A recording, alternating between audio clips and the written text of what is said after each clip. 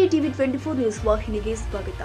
ಧಾರವಾಡ ಲೋಕಸಭಾ ಕ್ಷೇತ್ರದ ನವಲಗುಂದ ವಿಧಾನಸಭಾ ಮತಕ್ಷೇತ್ರದ ಹಾಲಸೂಗಲ್ ಗ್ರಾಮದಲ್ಲಿ ತಮ್ಮ ನೆಚ್ಚಿನ ಶಾಸಕನಿಗೆ ಆದ್ದರಿಂದ ಬರಮಾಡಿಕೊಂಡು ಡೊಳ್ಳು ಹಾಗೂ ವಾದ್ಯ ಮೇಳಗಳೊಂದಿಗೆ ತೆರೆದ ವಾಹನದಲ್ಲಿ ಗ್ರಾಮದ ಪ್ರಮುಖ ಬೀದಿಯಿಂದ ಸಂಚರಿಸುತ್ತಾ ಧಾರವಾಡ ಲೋಕಸಭಾ ಕ್ಷೇತ್ರದ ಅಭ್ಯರ್ಥಿ ಶ್ರೀ ವಿನೋದ್ ಅಸೂಟಿ ಇವರ ಬೆಂಬಲಾರ್ಥವಾಗಿ ನವಲಗುಂದ ಕ್ಷೇತ್ರದ ಜನಸೇವಕ ಚೆಕ್ಕಡಿ ದಾರಿಯ ಹರಿಕಾರ್ನೆಂದೇ ಹೆಸರುವಾಸಿಯಾದ ಶ್ರೀ ಎನ್ಎಚ್ ಕೋನರೆಡ್ಡಿ ಮಾತನಾಡುತ್ತಾ, ಕಳೆದ ವಿಧಾನಸಭಾ ಚುನಾವಣೆಯಲ್ಲಿ ಮತದಾರರಿಗೆ ಕೊಟ್ಟ ಭರವಸೆಯನ್ನು ಈಡೇರಿಸಿದ್ದೇವೆ. ಅನ್ನಭಾಗ್ಯ, ಶಕ್ತಿ ಯೋಜನೆ, ಮಹಿಳೆಯರಿಗೆ ಉಚಿತ ಪ್ರಯಾಣ, ಪದವಿ ತೆರಿಗೆ, ಶಿಷ್ಯ ವೇತನದಂತಹ ಅನೇಕ ಕಾರ್ಯಕ್ರಮಗಳನ್ನು ಕೊಟ್ಟ ಮಾತಿನಂತೆ ನಡೆದುಕೊಂಡಿದ್ದೇವೆ.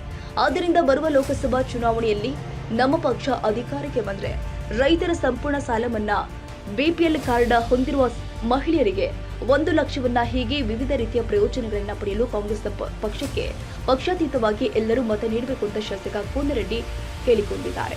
ಇನ್ನೋರ್ವ ರೈತ ಮುಖಂಡ ಕಳಸ ಬಂದೂರಿಗಾಗಿ ಸತತವಾಗಿ ಧಾರವಾಡ ಜಿಲ್ಲೆಯಾದ್ಯಂತ ರೈತರ ಪರ ಹೋರಾಟ ಮಾಡುತ್ತಾ ರೈತರ ಅಚ್ಚುಮೆಚ್ಚಿನ ನಾಯಕ ಶ್ರೀ ವಿಎಸ್ ಸೋಬರತಮಠ ಮಾತನಾಡುತ್ತಾ, ರೈತರ ಜೀವನಾಡಿಯಾದ ಮಲಪ್ರಭಾ ನದಿಗೆ ಕಳಸ ಮತ್ತು ಬಂಡೂರಿ ನದಿ ಜೋಡಣೆಗೆ ಅಡ್ಡಗಾಲು ಹಾಕಿ ರೈತರ ಜೀವನದೊಂದಿಗೆ ಚೆಲ್ಲಾಟವಾಡುವ ವ್ಯಕ್ತಿಗೆ ನಿಮ್ಮ ಮತ ಹಾಕಬೇಡಿ. ಸದಾ ರೈತರೊಂದಿಗೆ ಬೆರೆಯುವ ವ್ಯಕ್ತಿ ನಿಮ್ಮೆಲ್ಲರ ನೆಚ್ಚಿನ ನಾಯಕನೂ ಆದ ವಿನೋದ್ ಅಸೂಟಿ ಅವರಿಗೆ ಮತ ನೀಡಬೇಕು ಅಂತ ಗ್ರಾಮಸ್ಥರಲ್ಲಿ ಕೇಳಿಕೊಂಡಿದ್ದಾರೆ.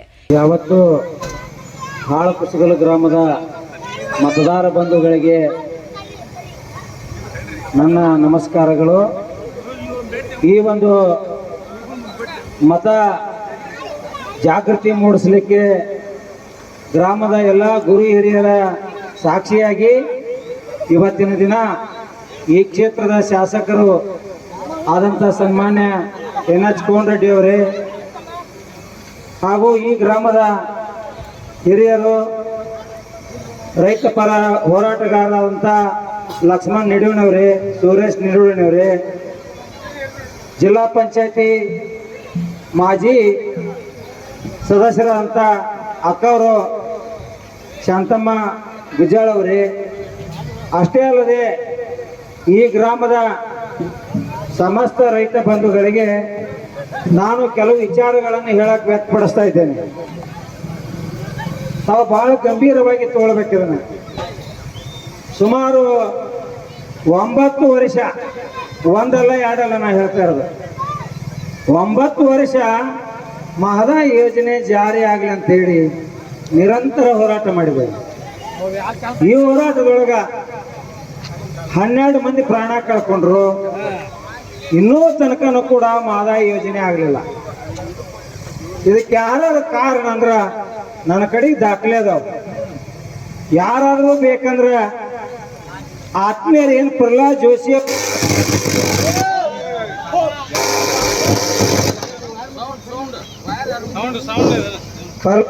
ಅವರಿಗೆ ಆತ್ಮೀಯರಿದ್ದಂತ ಗಮನಕ್ಕೆ ತರ್ತೀನಿ.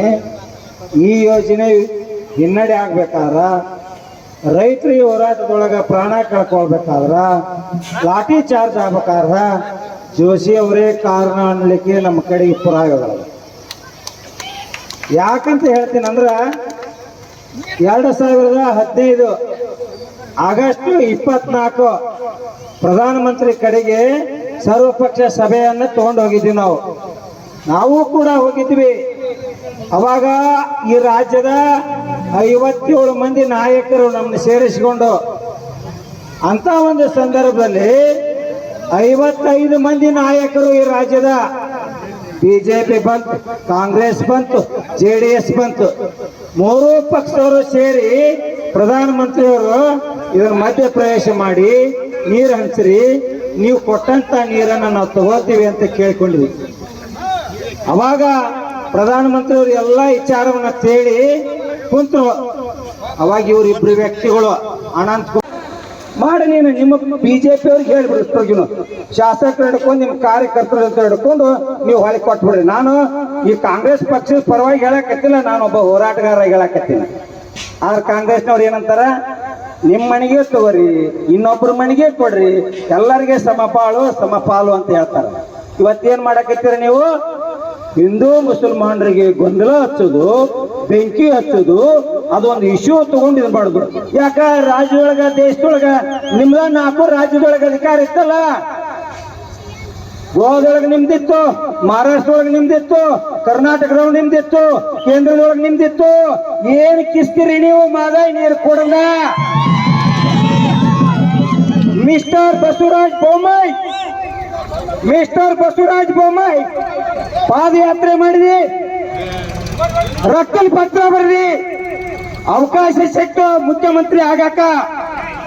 ನೀನು ಮುಖ್ಯಮಂತ್ರಿ ಆಗೋದನ್ನ ಕೆಡವಕ ಜೋಶಿ ಹೋರಾಟ ಮಾಡಿದ. ರಾಜ್ಯದೊಳಗೆ ನೀನ ಮುಖ್ಯಮಂತ್ರಿ ಐತಿ, ನೀರು ಕೊಡಿಸೋ ಯೋಗ್ಯತೆ ಇಲ್ಲಂದ್ರ ರೈತರ ಶಾಪತ್ತಿ ನೀವು ಸರ್ವನಾಶಕ್ಕಿರಿ. ರೈತರ ಶಾಪತ್ತಿ ಸರ್ವನಾಶಕ್ಕಿರಿ. ನೀವು ಯಾಕೆ ಮಾಡಲಿಲ್ಲ? ಇದು ನಮ್ಮ ಕಾಲಿಕತ್ತದ. ಅದಕ್ಕೆ ದಯವಿಟ್ಟು ಈ ಕ್ಷೇತ್ರಕ್ಕೆ ವಿನೋದ ಸೂಟಿನ ಆಯ್ಕೆ ಮಾಡಿ ಕಳಿಸಿದ್ರ ಯೋಜನೆ ತರಲಿಕ್ಕೆ ಸಹಕಾರ ಆಕೈತಂತ ಈ ಸಂದರ್ಭ ಹೇಳಿ ಎಲ್ಲ ನನ್ನ 4 ಮಾತಿಗೆ ವಿರಾಮ ಹೇಳ್ತಾ ಇದ್ದೇನೆ. ಜೈ ಜವಾನ್. ಎಲ್ಲ ನನ್ನ ಸಹೋದರರೇ, ಈಗಾಗಲೇ ನಮ್ಮ ಸ್ವರ್ಬದ್ಮಠ ಅನ್ನೋರು ಹೇಳಿದರು ಈ ಒಂದು ಮಾದಾಯಿ ಬಗ್ಗೆ. ನಾನು ಹೆಚ್ಚಿಗೆ ಏನು ಮಾತಾಡೋದಿಲ್ಲ. ಸನ್ಮಾನ್ಯ ಕೋನರೆಡ್ಡಿ ಸಾಹೇಬರು ನಿಮ್ಮೆಲ್ಲರ ನೆಚ್ಚಿನ ನಾಯಕರು. ಅವ್ರ ಹಿಂದೆ ಅವ್ರ ಇಲೆಕ್ಷನ್ದಾಗ ನಾನು ಕೂಡ ಇಲ್ಲಿಗೆ ಬಂದಿದ್ದೆ. ಅವಾಗ ನೀವು ಇವತ್ತು ಹೆಂಗೆ ಹುರುಪಿದ್ದೀರಿ ಅದೇ ಥರನ ಅವತ್ತು ಕೂಡ ನೀವು ಹುರುಪಿನಿಂದ ಅಡ್ಡಾಡಿ ಪ್ರಚಂಡ ಬಹುಮತದಿಂದ ಅವ್ರನ್ನ ಆರಿಸ್ತಂದ್ರೆ. ಇವತ್ತು ಆ ಗ್ಯಾರಂಟಿಗಳನ್ನು ಹೇಳಿದಂತ 5 ಗ್ಯಾರಂಟಿಗಳನ್ನು ಕೊಟ್ಟಂತ ಸರ್ಕಾರ ಯಾವುದಾದ್ರು ಇದ್ರೆ ಅದು ಸಿದ್ದರಾಮಯ್ಯನವರ ಸರ್ಕಾರ, ಸನ್ಮಾನ್ಯ ಕೋನರೆಡ್ಡಿ ಅವರಿಗೆ ಸನ್ಮಾನ. ಇದು ನಮ್ಮ ನಿಮ್ಮೆಲ್ಲರಿಗೆ ಗೊತ್ತು. ಯಾಕಂದ್ರೆ ಈ ಹಾಲು ಕುಸಗಲ್ದಾಗ ಧರ್ಮ ಜಾಸ್ತಿ ಐತಿ ನನಗೆ. ಯಾಕಂದ್ರೆ ಈಗಾಗಲೇ ದೇವ್ರು ದಿಂಡ್ರು ಸಾಹೇಬ್ರು ಇಲೆಕ್ಷನ್ ಮಾಡಕ್ ಬಂದಾಗ ನಾವು ಬರೆಗಾಲೇ ಅಡ್ಡಾಡ್ಸ್ಬಿಟ್ರು.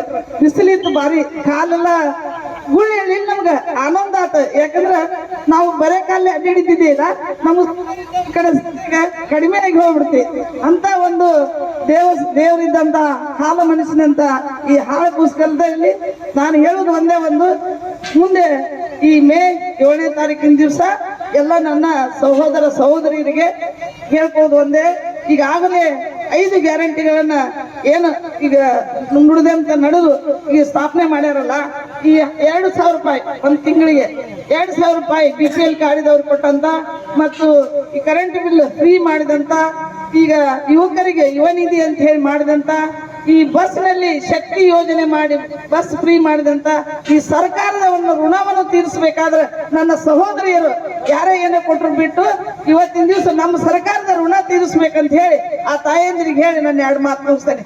ಜೈ ಹಿಂದ್, ಜೈ. ಈ ಸಂದರ್ಭದಲ್ಲಿ ಧಾರವಾಡ ಜಿಲ್ಲಾ ಪಂಚಾಯತ್ ಮಾಜಿ ಅಧ್ಯಕ್ಷರು ಆದ ಶ್ರೀಮತಿ ಶಾಂತವ್ವ ಗುಂಜಾಲ್, ನವಲಗುಂದ ತಾಲೂಕು ಎಸ್ಸಿ ಘಟಕದ ಅಧ್ಯಕ್ಷರು ಆದ ಶ್ರೀಮತಿ ನಂದಿನಿ ಹಾದಿಮನಿ, ನವಲಗುಂದ ತಾಲೂಕು ಕಾಂಗ್ರೆಸ್ ಅಧ್ಯಕ್ಷರು ಆದ ವರ್ಧನ್ ಗೌಡ ಹಿರೇಗೌಡು, ಲಕ್ಷ್ಮಣ್ ನಿಡವಣಿ, ಶುಭರಂಗ ತಿರ್ಲಾಪುರ್, ಸುರೇಶ್ ನಿಡವಣಿ, ದಾವಲ್ ಸಾಬ ಕುಡ್ಡನವರ್, ಹನುಮಂತ ನಾಯ್ಕರ್, ಹಸನ್ ಸಾಬ್ ಕುಡ್ಡನವರ್ ಮತ್ತು ಸಾವಿರಾರು ಕಾಂಗ್ರೆಸ್ ಪಕ್ಷದ ನಾಯಕರು ಈ ಸಂದರ್ಭದಲ್ಲಿ ಹಾಜರಿದ್ದರು. Parameshwar Tirlapur, TV 24 news, Navalgund.